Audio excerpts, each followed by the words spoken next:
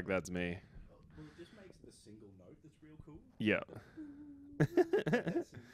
Yeah. Real monk sound shit going on. It's good shit. And I'm like, okay, it's like I've also got a fucking violin over there that I try to use. Nice. A little practice violin. Because I'm like, if I can just hit one note with those kinds of ones. Because I was listening to some like real slow violin shit, and it's just that, like holding that single long drawing note that sounds really cool. I remember my dad had a violin, and I was like, I bet it'd be not easy to play that, but easy to make a sound that sounds okay. You know what I mean? Yeah. Sort of like a guitar. You can pick up a guitar and make something that doesn't sound terrible. You know what I mean? You can do a little doo-doo-doo, and you're like, whatever. Well, that's the thing. I've always said that with any type of music, you can sound what sounds wrong. Yeah. Like, I could do process of elimination, like, dun, dun, nah, dun, dun. Yeah, you can try out 4 chords on a piano and find one that sounds nice or whatever. I assumed the same about the violin, and it was fucking hard. You sound so bad on it, and it feels embarrassing. Well, I was trying with this one here. It's like one of those kids, like, first violin type things. Yeah. But I had no idea how much tighter the fucking bow was meant to be. Mm-hmm. So I'm just going along and I'm like, I got no idea what I'm doing. And then just like actually pull that to it and I'm like, sound. Like, it's awful, but sound. It's a crazy one. Just going to pause real quick and just say, welcome to Broken Home, the podcast where being broke ain't all bad. I am your host, Jeremy Webb, and my guest this week, Mr. Luka Muller. Hello, Webby. Thanks We'll for leave that having stuff in. I just like to throw in the intro just to make sure it's happened. Nice. So people don't go, did they even know that they were recording? Why are they saying all this racist stuff? This makes sense now. Well, we were, thinking back to our country roots. Oh, yeah. I miss it. Do you ever have those moments, like, when you're kicking around and something will happen and your brain will just go, me at 18 would have said this. And it's a bad instinct that I think I still have. I hear him. I think it's learning because I don't say it. Maybe I guess so. But you definitely look back, you're like, damn. And not in a dangerous way. I don't think me and my friends were ever bad people or whatever, but geez, it was... Geez, you'd talk very loosely, you know. Oh, yeah. Yeah. I've definitely mentioned this before, but like, I had some understanding of what the rules were with 2 black siblings. Yes. Like, there was sort of that line of, okay, like having the moment of go, this is just for in the house. Yeah. It's like, this is racism's a special treat that we just have at home. No, it is true. And Stop yelling at the football game. We've got racism at home. And I guess that's why you stop, because you live in the country and you don't see the impact of anything that you think or say if it's bad. You know what I mean? Yeah. But because you have black siblings, you see the impact and you know that. Oh, immediately. Yeah. And then you live, somewhere else and you start to know people who are gay or trans or whatever, disabled in any way, or whatever it is. You know what I mean? And you start to go, oh, this is why you don't talk like that, I did when I was 17, because these people are real people. You know what I mean? Yeah, because like even when I've spoken about Dad, who does speak very loosely, and he's an old country knobhead who he's worked in steel, like carton steel, and driving trucks his whole life. But that has given him that little bit of extra knowledge because he has been kicking around. And has seen, like he was telling me one time he's got this story about throwing a beer to a trans woman that was on a float because they got stuck going the opposite direction to a pride float. Mm-hmm. So like there's a pride parade going one way and then just Dad and his convoy just cruising next to it. And the crux of the story was that, there was some trans woman dancing there and Dad was impressed by the tassels on her tits and her dick just swinging down. So he threw her a beer out the window and he goes, she seemed thirsty. And I'm like, that's cool. I'll take that. There's way worse ways that story can end with a country dad. I know that the answer to this question will just and be... And also, he didn't misgender her. Nice. He's like, there's a woman there. She's got a dick, but he's like, just like, that's how flat he talks about it. And you're like, you could smooth the edges a little bit more toned, but yeah. I know the answer to this will just be because he keeps beers in the cab. But why did he have a beer to throw to her in the first place? Well, it was in the esky was the only answer I've ever got to that question. And the esky's just in the truck. Just in the footwell. Was this a leisure drive or a work drive? Just for work. I don't know if you drive a convoy full of trucks You just never for know. Well, I mean, the motorbike guys get out, but I don't think the truck drivers are real keen. It would feel powerful.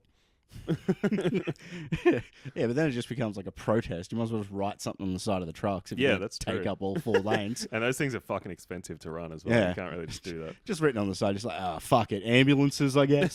Just help them out, guys. They're good. They're good guys. Some dude just chucks up his PayPal. But I did want to talk, because I usually get a bit of a vibe for people in terms of sort of where the broke patches hit them in their life. So when you were growing up, because it was a Echuca, wasn't it? It was a Echuca, yep. How was the Echuca set up for yourself? Were you... I'd say we were like medium broke. We were right in between like working class and middle class. Probably way more on the working class side, actually. But we weren't like broke, but yeah, middle broke. Yeah, you're definitely not getting a new boat. Never having a boat. We had old ass fucking cars. I remember when I was like, I must have been about 10 or something like that, and we bought what was to us a new car. So if I was 10, that was in 2003. Yeah, I reckon that's about right. And we bought a 1998 something Toyota some guy, and I was like, this is the fanciest shit I've ever seen in my whole life. This is crazy. And then you'd have know people at school or whatever who have actual new nice proper cars, and you're like, oh shit. I've still got a divide in my head of cars being like new cars, and they're like 20 something years old. Absolutely. There's a divide where I'm like, that's an old car. It's got that sort of sheen in the lights there. It's a bit roundish looking. And it's like, these are new cars where they look designed. And anybody who's got that, like you probably saw my car out the front. I can't lock that now. Like it used to be, I'd have a little knack. There was a sort of order of operations to get it all locked. Now it just doesn't. Dude, let's come back to cars as a class symbol. But you know what fucking happened to me? I finished work on Saturday and I went to get in my car and drove to a gig, and my fucking battery was flat. Yep. And in my head, I was like, my battery's flat. But I had to get to this gig, and then I was like, I'll do it the next morning, blah, blah, blah, blah. Long story short, I ended up getting the RACV to come and bring me a new battery like the next day after work. So a full 24 hours later or whatever. How'd you get to the gig? I just got an Uber. It wasn't that far to go, but I had my car. Very annoying. I was really hoping for a full tilt run. Those are good to see, especially when you know it's a mate who's a comic. You just see him going, they just fucking backpack on and just full stride, because it's like they can't burn out too easy. They got 6 blocks to go, so it's just long strides through the middle of the ground. I've done that before, not to a gig but to work, because it's like it's drivable. It's a short drive from my house to my work, or it's like a bit of a tram and then a walk / run. But I was like, if I fucking tram and run right now, I can do this. It's one of those ones where like if you got time, it's a nice-ish walk. Yes. Because there's plenty of places where I'm like, it'd be a nice walk to get there, but it's I need to get there now though. Yeah, it's like, and then sometimes I'm not getting up for a fucking hour walk in the morning if I don't have to. And it's a nice walk if you've got time, but if you dawdle for even like 10 minutes at the start of leaving the house, then you're 10 minutes behind on what is meant to only be a 40-minute walk or whatever, and you're like, fuck, I've got to hustle now. And that's you trying to convince yourself. It's like, nah, Google it, underestimate. People are way shorter than I am. Exactly. Come to find out, did you know this? That the estimate times it gives you are based on your walking speeds that it records by knowing your location. I've heard that. It's terrifying. And it's like... But it still can't figure out when I'm wanking, and that's not steps. It knows. It knows, but it's not telling me. Just doesn't want to bring it up. But anyway, so long story short, I get the RSAV to come and bring me a new battery a full 24 hours later. And so the guy comes and he opens it up and he does his little test thing on it. He's like, your battery's not flat at all. I'm like, what? He goes, it's just like, I don't know what's happened, but it's like loose. Did you move your battery around, or did you get your car serviced recently or something? And I was like, nah. And he's like, well, yeah, I don't know. It's just, its little holder thing is loose. And he literally just like fucking tightens it up. I could have done it with my fingers. It was so annoying. But I just had no idea. But also, one, you didn't have time. But two, when it comes to fucking around with the battery in your car, if you don't know what you're doing, it's spooky. And I was like... Because like even if you move it on time and you hear the little like just one little spark go off. Yeah. That's if you don't know like how the battery's meant to set up and what you're touching or where, you're still thinking I could just fucking die. Like, dude, I remember once one wrong spark and that's it. For me, just going, I don't know, just like looking in your car. Now, so I fucking another time. All right, I don't know what order to tell these stories in, but you saying that, for a while, my previous car to this, oh yeah, that's a good one. My car that I have now, which I consider to be old, speaking of old and new, that I consider to be new, is a 2006 Mazda, and I'm like, dude, I'm fucking doing great. I'm ahead of the game. Man, I got the 2000 Mazda, and it is not looking good. Yeah. So the bridge is somewhere in between. But I used to have this fucking other car, and there was like an issue with like you said, those little clippos that go onto the battery one time. Yep. And I knew knew what it was, and I'd booked it in to go and get fixed like 2 days later or whatever. But it would happen where I'd just be idling at a red light and my car would turn off, and I knew that what I had to do was go and like sort of fucking lift the fucking bonnet and go and sort of replug it back in or whatever. And so a bunch of times, probably 5 or 6 times in those 2 days before I could get it fixed, I would just like have to get out of my car at a red light, run around, put the bonnet up, give it a little prod, and then get back in it and start just fine. Yeah. Usually like once you're going, you'd think the engine would keep things up, but it's like, nah. I want to play the radio, and that's really sapping me here. Yeah, so I don't know what the fuck I also love that it's like, it's not just stopping and the battery's fucked. It's like, nah, and like ejecting bits of itself. It was bizarre. It's like, what the fuck? The car's literally got gremlins. But this bloke, he goes, it's just come loose. You're like, it's just come loose. Your battery's fine. It just needs to be tightened up. And I'm like, damn, so how's that happen? Does it just shake loose or whatever? He's like, so you didn't touch it and you didn't get it serviced recently? I was like, nah. He's like, this will sound crazy, but someone must have been under your bonnet, like fucking with it. I reckon somebody in the middle of the night or something found a way to get in there and just was touching it, because it just doesn't happen that it comes loose. And I was like, that's crazy, brother. No, I think he's crazy. That's what the fuck. Oh yeah, somebody's been sabotaging you, mate. Goodness knows. Where's your foil hat? The government's been stealing your batteries. They're getting the lithium back, man. Fuck. It's like, no fucking way has somebody been in there like jiggling your battery around. It's your car rattles. It moves. Like I was certain. I was like, yeah, surely this can just rattle off. But yeah, it's a screw. If you rattle a screw long enough, no matter how tight it is, it will eventually start to unscrew. Yeah, either he was fucking with me on purpose or he really does believe that. Both are kind of scary in a way. Yeah. So no flat battery is a win, but fuck, it was annoying. It is, because I've had to do that where I thought I needed the new battery. Yeah. Don't know what the fuck. I think it was an alternator issue or something like that, but it wasn't the battery. But again, it's that, it's a walk. Yeah. There's a mechanic that's sort of close. Yeah. But once you're carrying a car battery and you're about like 2/3 of the way there, you're like, this is a fucking awful idea. I've got in like a green shopping bag, like one of the like Woolies ones. Yeah. And it's just cutting into my arm. I'm like trying to find a position that I can carry it with. I remember doing it in a trolley once. I fucking went. It's a way better idea. When I was thinking of being broke, I was at like one of the brokest points of my life, maybe 2021 or something like that. And I lived in Melbourne a couple of years. I was broke as hell. And is that starting entertainment style broke? Oh yeah, that was.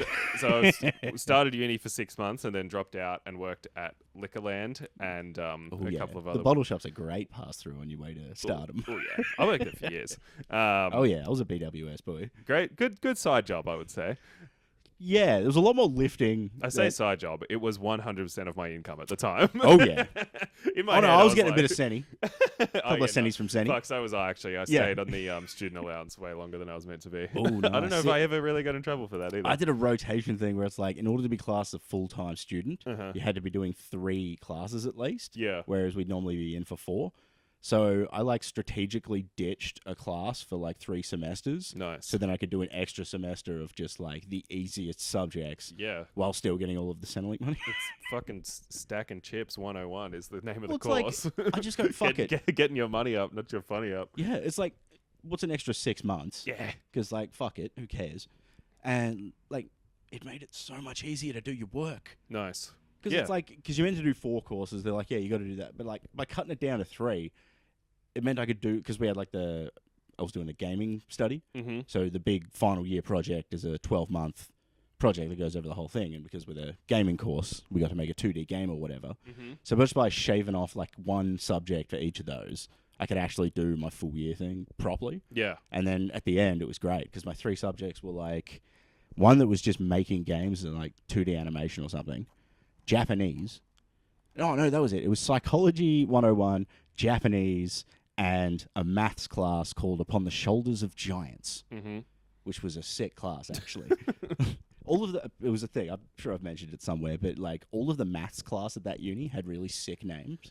What fucking school is this? What fucking what fake ass crypto except University of Ballarat, which actually doesn't exist anymore. Oh damn! Well, there you go. Well, now it's what is it? FedU.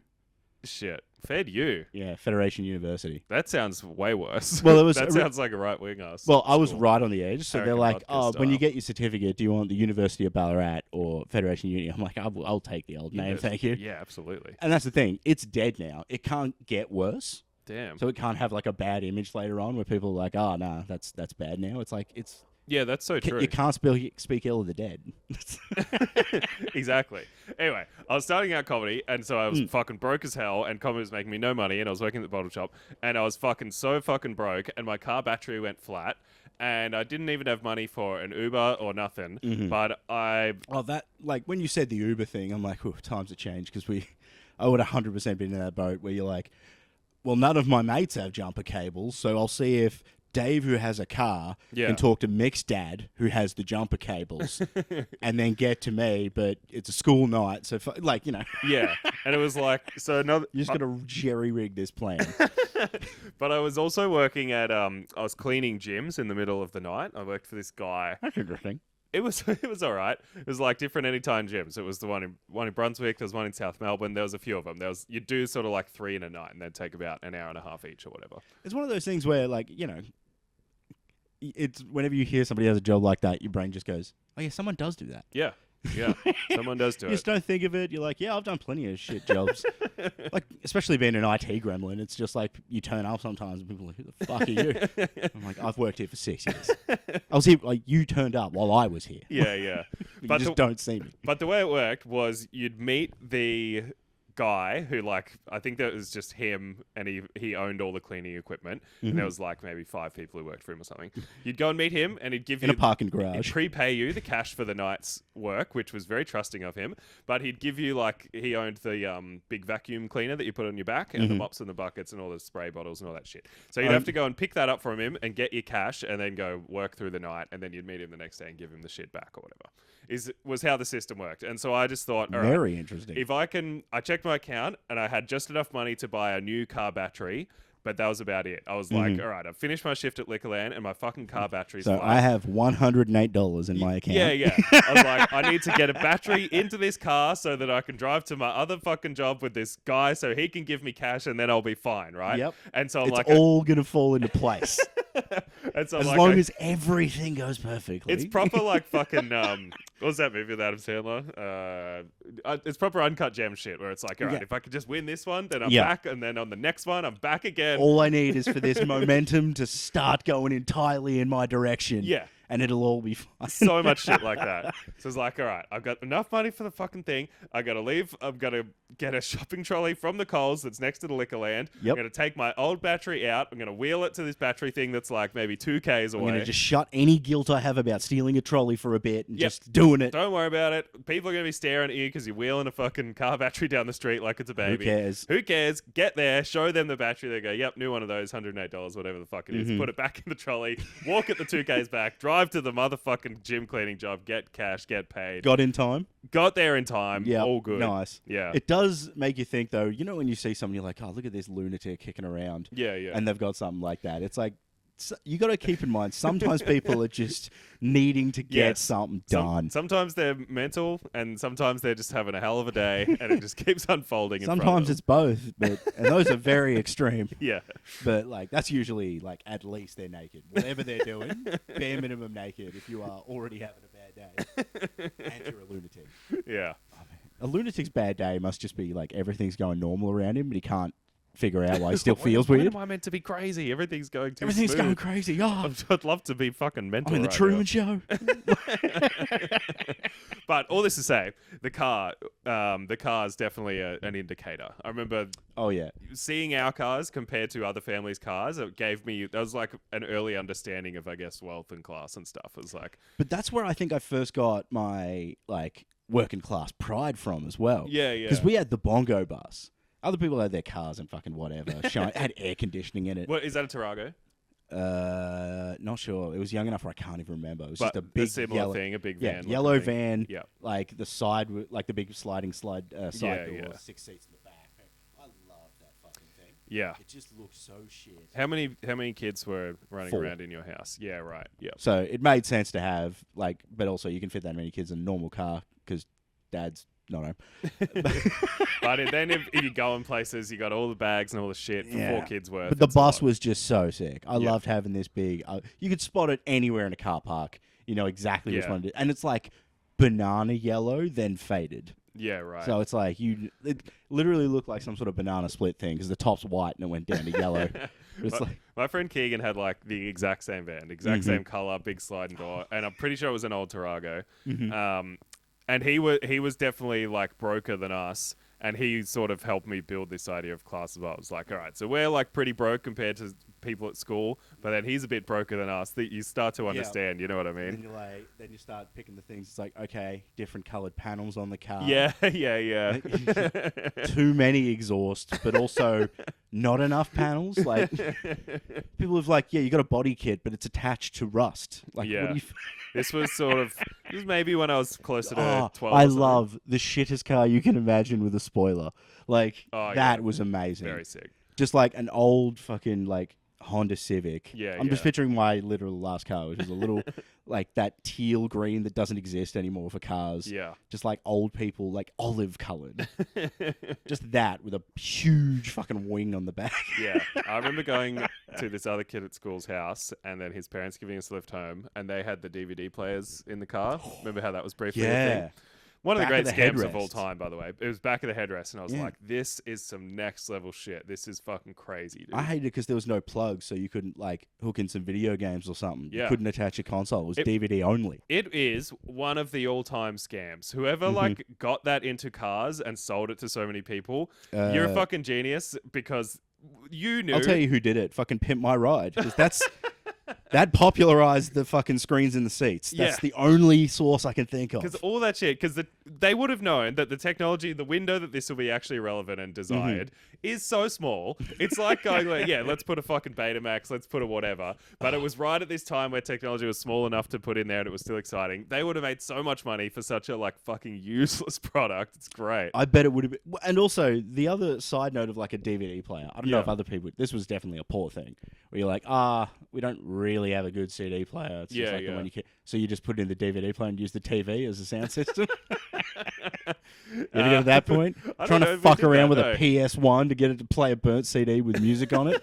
Nightmare. I think it was actually and then you can't shuffle. It's in just fucking... You don't even know the names of the songs. It's just 1, 2, 3. And these fucking bubbles. My dad was always a big music fan, so he had like a decent... I'm sure they weren't expensive or whatever, but he had a nice speaker setup that I think he would often try to plug. I love that as a dad thing. The collector of speakers. Yeah. Specifically speakers. Like, there's a couple of record players maybe. Yeah. But just a wall of them. And always moving between speakers as well, because I assume it was they probably weren't that expensive, but you see a slightly nicer pair for slightly not that much money. You're like, I'll get those instead. Yeah. And these were the ones he've been using. They're actually nicer. But if he fixes them up while he's using these ones, it'll be better.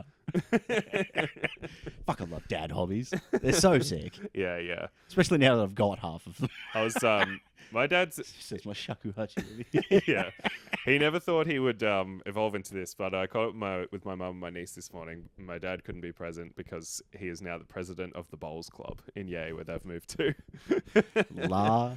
Fucking. I know. Which I think there's literally the Mullers are all coming up at the same time, are they? This is Yay Bowls Club. Yay, a town of I don't even know 1,000 less maybe. Fuck, they're happy. They love it, bro. They're fired up. Just thinking all in favour. The whole fucking town. But yeah, Bowls Club, very very small, but he loves it now. Fuck, I love a Bowls Club. I guess it probably does time out with roughly when my brother had his child. So they go from dad hobbies to granddad hobbies. You know what I mean?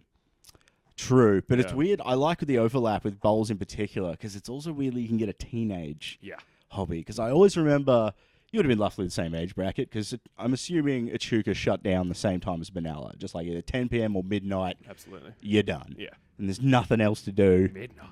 Should be so lucky. We had a pub or two that would stay like late pubs that would go till midnight, and you're like, fuck. And then you have to get a taxi to Wang. And it's just like, that's the point. Like, you have to go to the next town to keep partying for 3 more hours. And it's not a crazy concept. You're like, no, one of our mates is willing to drive the other 4 of us fucking 45 minutes away or whatever. We had 7 of us in one car, not including the driver. We convinced my mate's sister to drive us. Yeah. So we had 1, 2, 3, 4, just like the actual seats, an extra person stuck in the back, and then 2 of us in the boot. But you can't fit 2 people in the boot of this car. So we had one guy laying down, and then I was sort of like half in the boot, and then we popped the back seat forward open so I could wedge myself in between the back seat and the roof. Get in on the riff as well. Oh, absolutely. I'm doing Elmo impressions. I don't remember that guy's why. Fucking gay. But whatever you were saying back then. Oh yeah, you can just you heckle from the back because you're technically at the back, but also still in the car. It's great fun. A lot of that, and it's totally acceptable. You're like, all right, there's 6 of us, so we want to go party in Bendigo, which is an hour away. Who's doing it? How do we make this happen? And it was fucking normal and fine. Yeah. Because we get there, the cops are out the front keeping an eye on the place, and then just 8 of us just tumble out of this fucking clown car situation. And they're also just looking over you, and they just like, you got your IDs? Yeah. Yeah. Have you got your IDs? Maybe, are you fucking drunk driver or whatever? But outside of that, it's like, live it up. They're like, they're fine. I didn't catch you on the road, so I guess you were Bali then. But yeah, medium broke, I would say, to come back to the to the original question. Didn't have didn't go on holidays or whatever. We would have a summer holiday in Eden, but we would drive there and shit. Which to me, I was like, this is the height of luxury. What an amazing holiday this is. You being on the border was big for me because we left the state 3 times. True. Also, side note before I'm going to do a break after this one. We'll come back real quick. But how often did they play the Echuca Moama caravan park ad in that town? I don't remember ever seeing it a single time. They must have done that thing where the locals aren't going to need it. We'll pump it out, probably from the Shepparton area. Yeah. But it was just this little jingle that I always remembered from Really? It. Yeah. It was just Echuca Moama, just for you to enjoy. And then this weird swan thing would come through the air. I know the swan. I know the logo. That thing, the clip art style movement it had in the ad, to me as a kid, I'm like, that's scary. I was actually scared of it moving in that weird way. Because it was some weird play school, the way they would have a thing on a stick and move it like that. And I'm like, but there's no stick. It's very disconcerting. I don't remember that one. The one that stuck with me was the radio jingle. I think they had a TV one at some point, but the radio was the big one for the Cobram Baruga Sportsman's Club. Cobram Baruga Sporties. Yes. Fucking hell, there it is. It was two different gruff men going Cobram Baruga. And then this chorus of women going, Sporties! Yeah. It was awesome. And, I'd completely forgotten that one. Fuck me. Yeah. Damn, that's me tasting the fucking... That's my Ratatouille moment. Damn. Yeah. I'm just sitting in the car on my way to fucking Marupna. Yeah. And it's weird to remember. It's I guess my parents were listening to fucking local radio or whatever, which makes sense. Well, yeah, we were always 96.9 Star FM. Yes, us too, I think. Yeah? Yeah. I always liked it because it had 6-9, because as a child, very funny. Yeah. Did you listen to Big K? No. There's this guy called Big K. This is Big Kahuna. Oh, yeah. This big fat Hawaiian guy or something, and he sounded so cool, and he's just some fat not. white guy. Fuck. It's always disappointing when it's that. I thought he was interesting. Sick to remember though. I thought that was a huge celebrity. I was like, this guy's a massive nationwide celeb. And then realizing I could get this job. Yeah, it's this is just some bloke that lives in Shepparton. God knows how much he even gets paid for this. Probably fuck all, if anything. Yeah. But he gets to use the gear. Yeah, exactly. He's a mini celeb around town. And it's I'll at this point take that. Yeah. Yeah.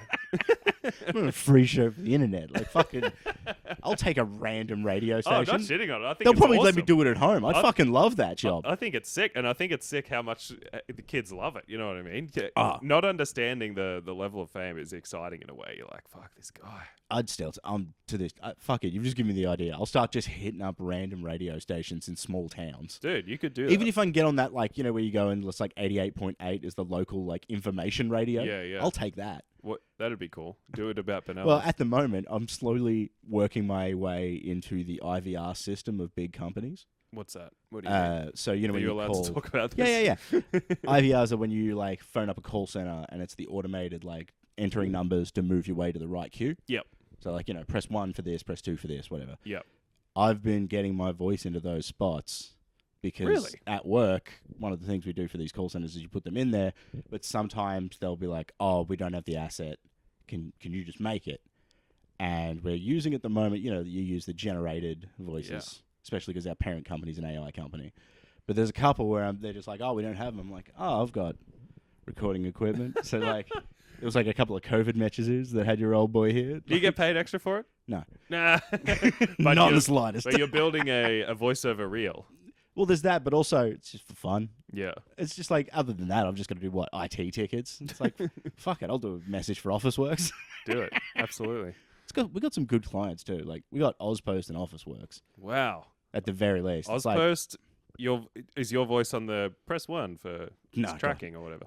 It's almost like I don't want on. Because that would be there's a lot of angry speaking callers. To very frustrated people that hate. That'd be the thing. I'd be out and about. There'd be a fight or starting, and I walk in and go, "Guys, settle down." You.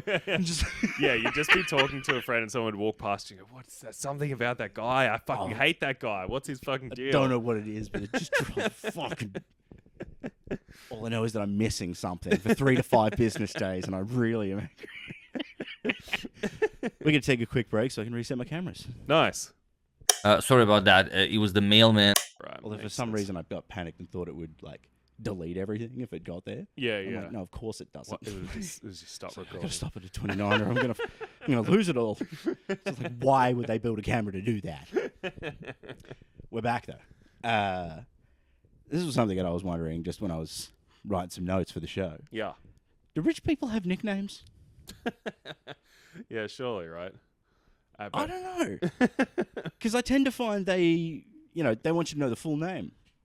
Yeah. Like, proper rich, I don't think have nicknames. I think they're too keen to be, Wesley Bennington Richmond III. Yeah, that's a crazy level of rich. Yeah, that's uber rich, I guess. I did always find it distasteful when there's a rich family, I won't say their last names, but the dad was called Dave. And they owned a few pubs and stuff around Chuka, like they're rich. And man, country rich, where they still wear the fucking cowboy boots. Yeah. And they're definitely still country. They lived on a bit of land and had animals and stuff. Yeah, so many acres that they can fucking afford. Yeah, exactly. But people, especially his kids, would call him Davo. And I was always like, this is not a Davo. No. You can't call this guy a Davo. No, absolutely not.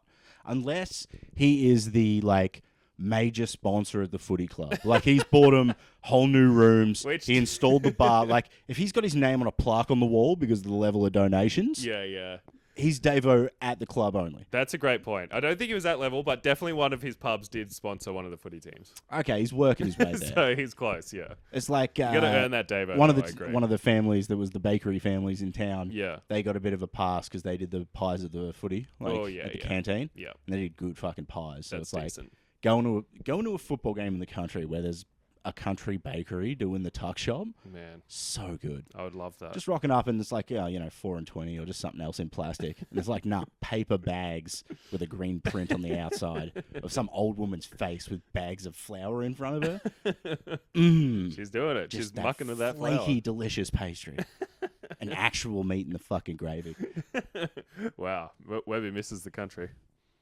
Only in small stints. I wish I could just I wish the country was just up the road. Yeah. Like if the country was 20 minutes up the road, I'd love to just pop out and do some shit out there. Like just see the stars for a bit at the night, just go to the rose garden that we had in town. Just wander about for a bit. Because it's got nice big trees and shit. So like on a day like this where it's like, it's coming out of summer and it's like sunny day, but it's chilly. Walking through there with the leaves and stuff, it's a really nice fucking garden bit. Get the hottest and then in the middle is the cricket oval. Oh yeah. So even when you're playing cricket in there, you got like these big fuck off trees all around you. So it's like you're surrounded in there, almost like stadium walls. You feel big. It's idyllic. It's a good little spot, but fucking there is nothing else to do there. What am I going to do? Hang out with Dad? I was literally mentioned last time. It's like I was meant to have a trip to visit all the family or everything, but I was meant to be catching up with my brother and playing some basketball, but the stadium was booked out. I was meant to be catching up with my cousin's family, and they all had fucking COVID by the time I got there. So basically all I did was spend one night at Dad's place where we got baked and then watched School of Rock on TV. Wow. And then drove back. I'm like, if that was a 20-minute mission either side, fuck yeah. Yeah, I'd love to just duck down the road and get baked with Dad and watch TV movies and then look at the ads that I've never seen before. Oh yeah, new ads out there. Yeah, new ads. I mean, ads at all, free to air ads. It's a whole new world over there. It's disgusting, man. They're not as bad. That's the thing. They're better than they were, but that's the problem. Yeah. They're there's now just that little bit more cash or at least editing funds that they can put into it. You're like, no, where's Big Kev or just fucking someone there was a furniture store in Wangaratta and the ads were just the kids of the guy at the end and they just go, of course we do deliver. And that was it. That's what you got. Just whoever you had in your family video camera. There's a distinct lack of, I'm sure there's, marketing research that goes into this, but there's a distinct lack of just fellas that are fronting the business these days. You know what I mean? Yeah. Your Big Kevs, your Dick Smiths, your I guess your Franco Clint from Cozzo Clint's was Gravy Bargains. he was holding on. Yep. what are they called? Chris and Mari. Remember those two? I think it's just Chris now. Yeah, they divorced. And did you know though? Heartbreaking. What I heard. And he's ditched the tutu too. It's like he can't bring himself to wear it anymore. Well, what I heard is that she got most of the money, and she also got the trademark for the tutu and for the hello. It's Chris and Mari. Oh so my he got to God. keep the business. Technically, he still runs the nurseries, But she got the tutu and the name. Everything that made them good. Oh my fucking God, that is brutal. That's like, that's one of those like, my wife, she just ripped my heart out. Like she left me with the business, but what business? Yeah. She took the magic. And the guy's already naked behind a little fucking shrubbery or whatever. Yeah. He doesn't have much. And no, you're taking the tutu as well. Yeah, how brutal is that? Imagine that. You find out that Frank Walker's been divorced. Oh. And like in the divorce, like separation, she gets the hello. She gets the hello. It's like, dude, I'll buy tiles out of pity now. Because that, imagine him just coming on and you hear him go for it. You're like, he hesitates because he's meant to have the hello there. Frank Walker from National Tiles. Like it'd be hearing him without the hello would be the saddest fucking thing to hear. Yeah, just coming over your radio. It's awesome that two of the most recognizable radio, catchphrases of our entire lives, a generation really, are hello and hello, with different intonations. And yet, so many people I think have mocked the name Hello as the fucking sitcom. Yeah, it's like no. They're great. Hellos names. are fun. Oh, Where that else was do you kind of start? heartbreaking. Talking with Tiff a while back. Yes. And we were talking about what's something that you say really often. Or like, not like necessarily a catchphrase, but something that you they say very often. You guys have a vibrant relationship. Look, this is one of the things I can talk about on the pod, all right? So yeah, it's just like, what's something that or it was like, probably like an Instagram reel that we're then discussing in real life. Yes. Because who has inspiration these days? Exactly. But it was like, what's something the other person says a lot? Yeah. And I can't remember what I said for her, but she goes, hello is something you say a lot. Really? And I'm just like, damn, I am fucking bland as. It's the number one word. Yeah. The go-to, the first word. It's like, how autistic am I? Just like every time, hello couch, hello door. Like, am I? But then I realize it's that every time I see the animals, I say it. Oh, that's cute. Then. So it's just like, hello nugget. Just hello. like, hello little dog. I like that you use the full hello rather than hey. No, it's hello there. And also, adorable. like, Oni, my little white cat, she's the little one. Yeah. So it's like, hello, little one. And she's kicking around. This is adorable. I have, oh, yeah, man. That's why I put on the graphic stereo. So then when I do cute things, it's like more cute. Nice. It's working. You got to have the difference going on. It's great when I'm walking around with the dog around here because I'll just be fucking, like, storming around just with this face, just, like, fucking scowling. And usually it's also, like, 1 a.m. And then just I've got Pocket on the lead, who's just this adorable little like mini lassie dog. Yeah. And you just see so many people that are walking along and they're like hesitant, and then they see the dog and you just watch their face change because it's just that like they still avoid eye contact with me, but it's just like just like, go to her and then they sort of then second guess it again about patting the dog. Yeah. And then I get to have that great moment. Go, nah, she's all right. Go for it. I want to make more assumptions about your class. What dogs did you have growing up? What do you reckon? I'm going to guess. Okay, there's 3. How big of describe to me the property where you spent your childhood. Quarter-acre block. Okay. Yeah, right. So like decent-sized backyard, like 3 bedrooms, and then an extra bungalow went in the backyard. Interesting. I'll give you this. We always were like, you've got to have at least more than one dog. You can't have one dog on its own. Yeah. All right. I reckon 3 dogs. Mm-hmm. At times, because it flux between 2 and 3. Yeah. All just like fucking bits of Kelpie cattle dog type dogs. Those dogs? First one we had was a sheepdog. She was a collie type dog, and she would herd us like sheep. Awesome. Like just like a 4-year-old kid, and she'd just be in the way. And as a kid, you don't realize what she's doing. You're just like, Sarah, get out of the way. And you're like trying to push her and she just won't move. And then mum catches up and she gets out of the way. And you're just like, fucking dog. Just like, what's getting in my way? So yeah, I'll give you that. Yep. So that was one of them. Yeah. Three. Is it 3 different breeds? Oh, we've always had a mix of just whatever. Right. So, but there are a couple that have like definite repeat contenders. Yeah, right. Some Jack Russells running around. Never had a Jack Russell. Interesting. Yeah. There's definitely a line that people draw. Nobody, you're either in or out. You know what I mean? No one's like, oh, we had one for a while. You're like, we had 5 of the fucking things. Yeah. I do know people that like it. Like they'll have the 3 little dogs. It'll be mixed in the crew there. Yeah, yeah. But yeah, we never had that one. Mum couldn't deal with yippy dogs. It's fair. They're very demanding, high energy guys. But I love them so much. It's just in training half the time because people just don't. They just yell at it for barking, and you're like, that means it's going to keep doing it because we're all yelling together. They're screaming. They don't stop it. They're going woo. Did you ever get up? Did you ever scale the lofty heights of a border collie? No. Wow. No, we were. You're looking at the wrong places for where we got dogs. We're looking at like someone going to a barn to look at some strays. I'm talking chain link fences here. Staffies. Oh, yeah. There we go. Nice. 3 hits on that. Yeah, sick. Love it. They're fucking beautiful dogs, man. They are. And it entirely comes to, again, training with them. Like, there is an element of, like, their prey drive that you do have to... Mm-hmm. Like, that's a roll of the dice. Like, people go, oh, it's like I just did then. It's about how you train them. And, I look after him. He's lovely. It's like, yeah, but that's just minimizing the risk. Yeah. The risk is still there. Like, you have to be aware that a staffy can, if you piss it off, just kill you. Yeah, big time. Like, and my thing was always, like, even as, like, a teenager, you see, like, young kids playing with a dog, and you want to. You look at their face. It's a smile and legs. It's just a big, muscly, big, dopey face. Of course you want to touch it. But it's when kids start, like, pulling at its face, or when they start, like, poking its eyes or whatever... That's when I just start going, get him fuck away. There's still an animal there. Like, he's still fine. He's still playing. Like, this is a dog that you can throw rocks for and he'll fetch him. Yeah, yeah. But you're being annoying. And soon he's going to realize it, We had a girl at our primary school who got mauled real bad by a dog on her face. Oh. Yeah. What kind of dog? I believe... just got once they get you on the ground, they're savage. I believe it was a bulldog. Ooh. Yeah. I think that's what people said anyway. That's a fucked up mouth to get trapped in. And thinking back on it, that could have just been kids.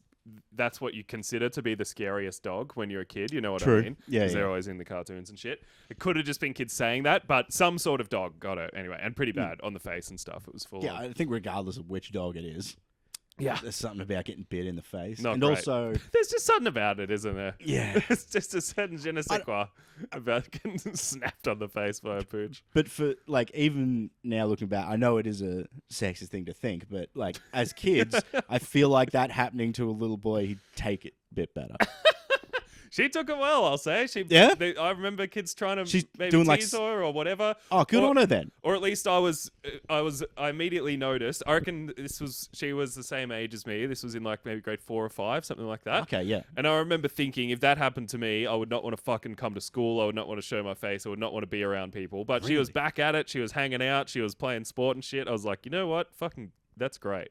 Well, I guess I am sexist. But at the same time, the reason I'm admitting that is because that's sick. Like, but I know what you mean. That's a fair assumption to make, probably in general. Yeah, especially like country-wise things are a little bit more stereotypical, I would say. Yes. In terms of that's the way they like it as well. Mm-hmm. So, out there it would be, oh no, my face is wrecked. Whereas, like, I'll be there going, look at this fucking scar. Like, wishing it would be like the over-the-eye one that looks sick.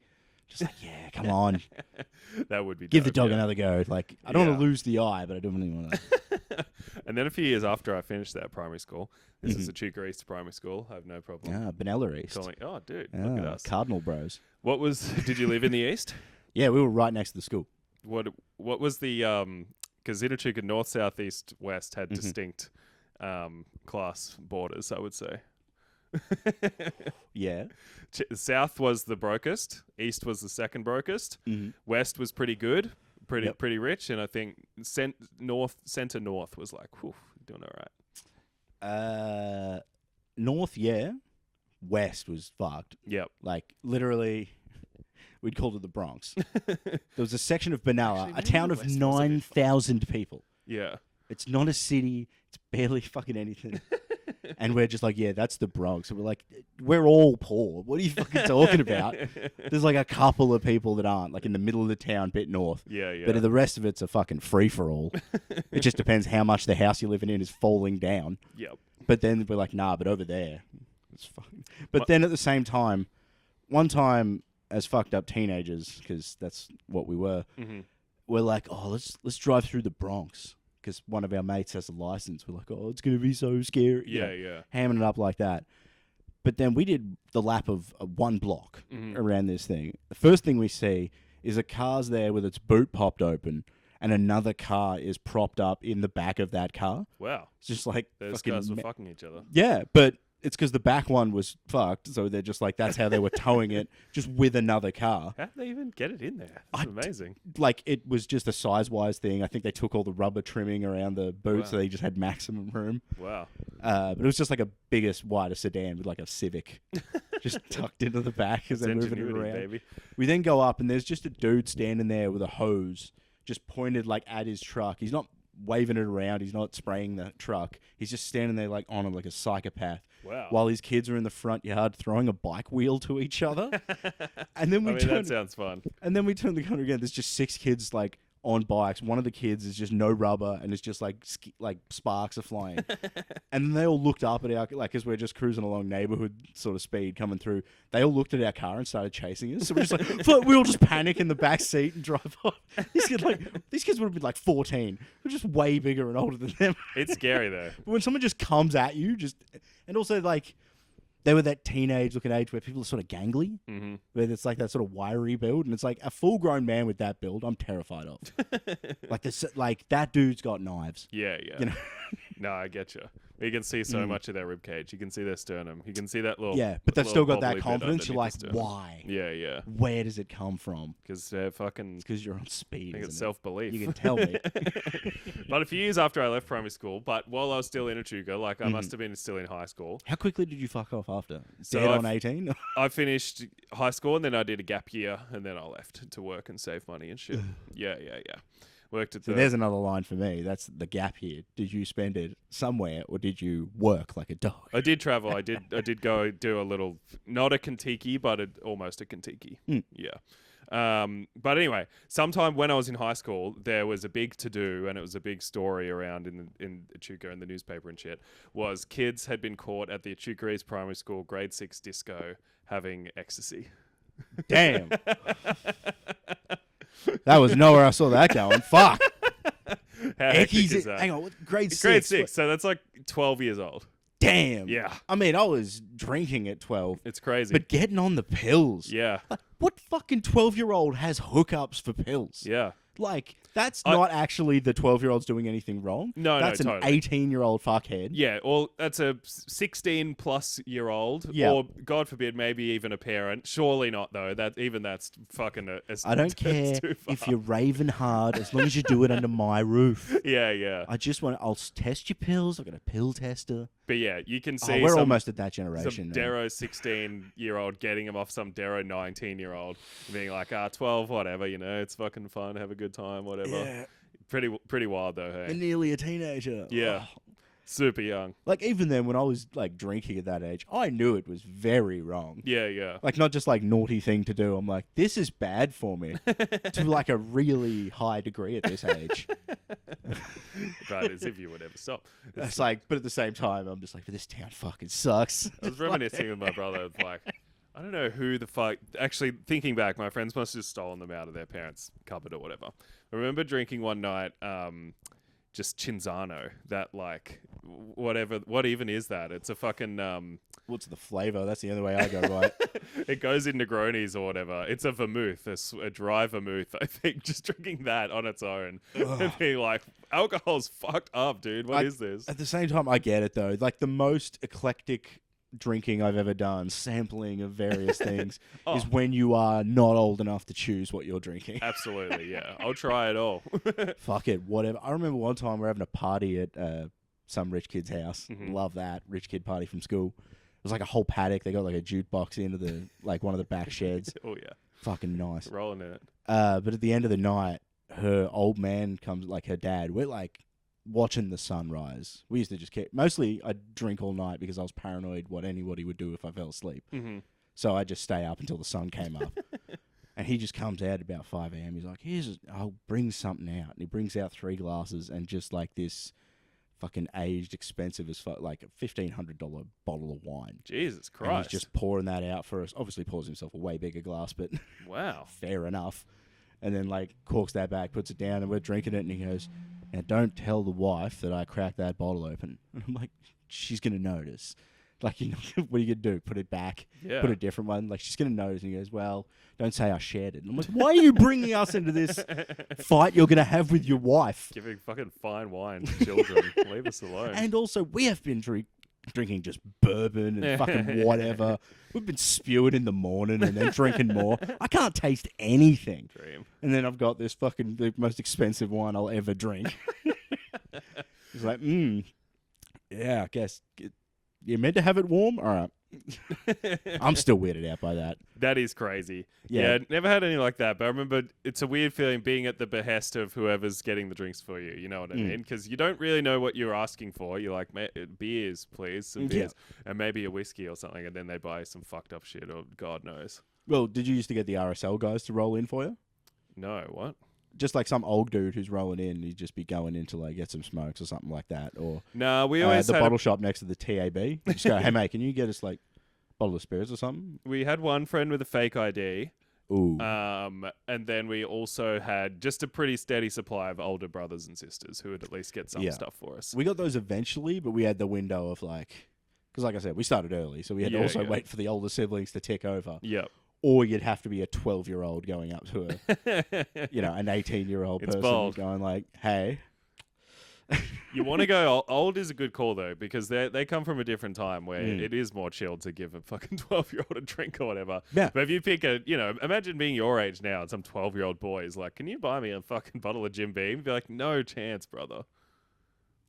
Well, don't do it, Webby. Yeah. You should always ask for their ID. If they're like 17 and a half, yeah, go for it. You know what I mean? I don't know, but man. not I'm always feeling like I'm in no place to judge. Like, he's 15. Like, that's way older than us. So I'm like, fuck it. I guess so, yeah. But you know what I mean? Do you know how hard it is for me to not give teenagers cigarettes? That's what I'm saying. Most normal adults would be like, "Well, not this child."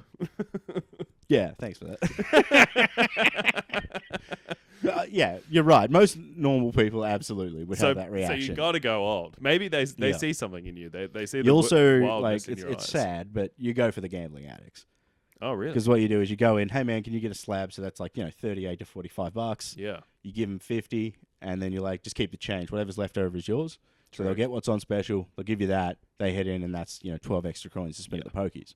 Yeah, so they'll do it for you. That was always a big one. Awful as that is as a thing to say, it's like it's a strat. Yeah, that's what we had. I don't think I really realized at the time. I was like, this is just the price of booze. But geez, you were paying some inflated rates for those older brother and sister deals sometimes.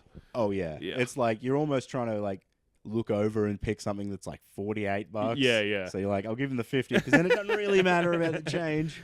And then eventually, although I reckon I might have even been 18 by the time this happened, but a guy who was a couple years older than me started a thing called Dial a Drink. His name was JMO. And basically, yeah. I love small business. He had business cards and everything. Dial a Drink, his phone number on there. You don't want a paper trail, you fucking moron. But he would, you could just call him up and go, "What do you got?" And he'd try to keep, sometimes he was like keeping the inventory up and he'd have his car boot was full of, a bit of selection. A few different beers, few different wines, few different, spirits or whatever. But sometimes he'd just be like, "What do you got?" And he'd be like, "I got a bottle of Bundy and 3 bottles of Passion Pop." And you're like, "I'll fucking take it all, JMO." But he would deliver it to you. He'd drive it to you no matter where you were. I assumed that was the deal. It's just like, well, it's here in my boot. Yeah. Like, I thought you meant like he'd call up and then he'd go get it. No. Like he'd go and fucking buy that and then bring it to you. It was a real late night service or like far away service. Yep, it was always, we only ever got it when we were at my mate's place who lived about 20 minutes out of town. It'd be like, fuck, it's 10. None of us, we're not going to drink and drive into town, but JMO's Dial a Drink will fucking look after us. Oh, we never had that. It was, again, just an older brother or sister who was drink driving usually. Like, I remember one time we're drinking at a mate's place because like his whole family's out doing shit. His brother's staying at his missus' place or whatever, and we're just getting hammered in this house. Fuck, it was good fun. Playing Goldeneye for just ages. Dream. And they're out on a farm, so you can make as much noise as you want. It was just us getting blind at a mate's place out in the middle of nowhere. Mm-hmm. And then at one point, we're just like drunk as fuck in a room. And his brother just walks in, and we're like, we know how drunk you were earlier. He was like, how the fuck did you get here? I'm like, I drove. We're like, the fuck? And we go out. His use just like halfway through the paddock. But it's just like, that always just blew my mind as a kid because it was just like such a heavy thing of like, nah, any drinks, just nah. Yeah, but it is extremely common. Oh, yeah. Particularly out in the country way. Yeah. Because, like, people go, it's back roads. There's going to be no cops. I'll see them a mile off. Fully, yeah. And it's just like, they just do it because they don't think they're going to get caught. And a lot of the time, I shudder to think what percentage of drink drivers get caught. It's got to be like 1% or something like that. It's so low. Because you see those pubs, like country pubs that are way out there as well, 20 minutes from anybody's house. And everybody's in there sinking piss like nobody's business, and the car park's full of youths. Oh, yeah, man. Something's happening here. And some of them get away like, nah, the missus is driving, and she's 5 pints deep. Exactly. She's had 4 fucking savvy bees just with dinner. Nah, I'm all right. I'll just put 20 through the pokies, and then I'll be good to go. Was there a lot I'll of get a pokies coffee in as vanilla? well. That's probably the main part of my life that that dropped away when I moved from Echuca to Melbourne was no more Pokies culture? Yeah. Absolutely. Yeah. My sister's living in LA right now, and she was like coming back to visit home. But from Benalla to LA. Yeah. Wow. But she was going back to Benalla for a visit, and she's like, I can't wait to get back to Benalla and go and play the pokies. Yeah. I'm like, you are a lunatic. Like, what the fuck? Because it was just every time I remember as a kid, we'd go out for dinner at like the Bowls Club. Yeah. Because, you know, they got the buffet and shit, so you take the kids there. And at the end of dinner, everyone would go in and play the pokies. Yeah. Everyone was just like, oh, we'll put $20. Like, it was the same vibe as when like kids put money on the Melbourne Cup at school. Yeah, totally. And it's just or you like do Keno like, maybe or something like that together. Yeah, I as think well. that's more like state by state thing. But here it's like, it's all pokies. But it was always weird that I'm like, I always see Keno, but I know people don't play it here. Yeah, I'm trying to think. I feel like sometimes my parents would put some money on it as a thing to be like, hey, we're at the fucking RSL. Yeah. It's an activity through the night to keep the kids entertained or whatever. Watch the screen for the numbers. It would be like, There's no meat raffles, so we'll just Keno. Exactly. Fucking meat raffles good, though. Room temp meat kicking around. Love it. Yeah, dream. I'll probably have to go soon, Webby. Any more questions about being broke? Oh, man. I forgot how long we were taking. I'm sorry, bro. Dude, no stress at all. It's just at some point I have to go and record my own damn podcast after this. Oh, you know what? We could probably wrap But it I've up got, there, I can give you another 10, 15 if you'd like it. If you have more questions, theories, tell me about Well, Benalla. the problem is, now that you've like put the hitch on, I have completely forgotten what we were talking about. We're talking about the pokies. Because that's what we're talking about. I feel like there's a bunch of things that in my mind I was like, I got to come back to that, and then we moved on. Yeah, I've done a lot of those loops as well. But yeah. The other thing is, she's living in like go to Vegas. It's fucking so close. It is weird, right? Because anytime I'm in a country town, I haven't been back to Echuca for ages because my parents have left there. But if you do roadshow, you end up in these country towns or whatever. And there's pokies in Melbourne and Sydney especially, where I spend a decent amount of time. I never go there, but anytime I'm back out in the country, I'm like, $20 on the pokies, why not? It's because there's nothing else to do. It's a fun thing to do while you drink. It's like, when I do it now, I'm like, damn, I know why I used to spend a fucking decent amount of money on this on a Friday, Saturday night. Well, I always found it weird because, like, Mum will be like, yeah, we'll go chuck $20 in the pokies. But if we went to Shepparton or something and it's like, oh, can I have $10 to play in the arcade? Yeah. Where I play actual games? Man. Absolutely not. Your parents really used to overestimate or overhype the price of an arcade. Oh, they would be like, no, that's the most expensive shit in the whole world. Yeah. That'll send us fucking broke if you go there and play one game. Like, you can just buy a game and then just have it. Well, can I buy a game then? No. No. There we go. Now, there's a nice natural spot to stop.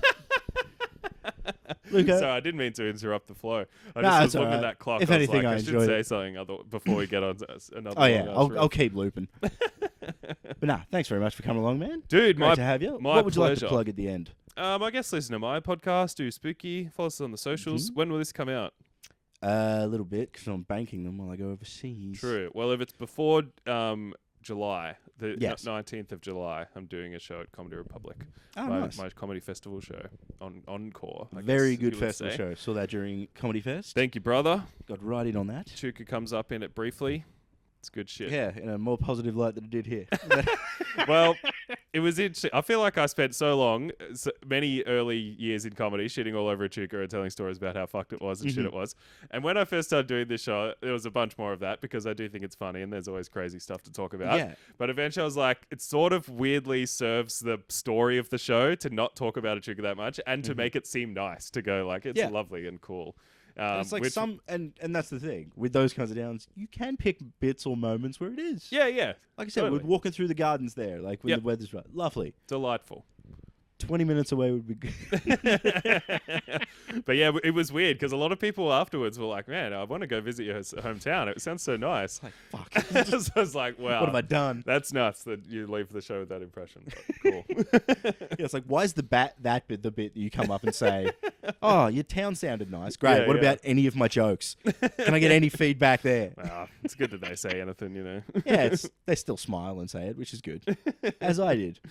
So yeah, definitely see that one. Definitely worth seeing. And what was the tags on the socials? At Luka C. Muller on everything. Beautiful. Yeah. Thanks very much for watching /listening, guys. We'll see you next time. Bye. Sick. Thanks, Webby.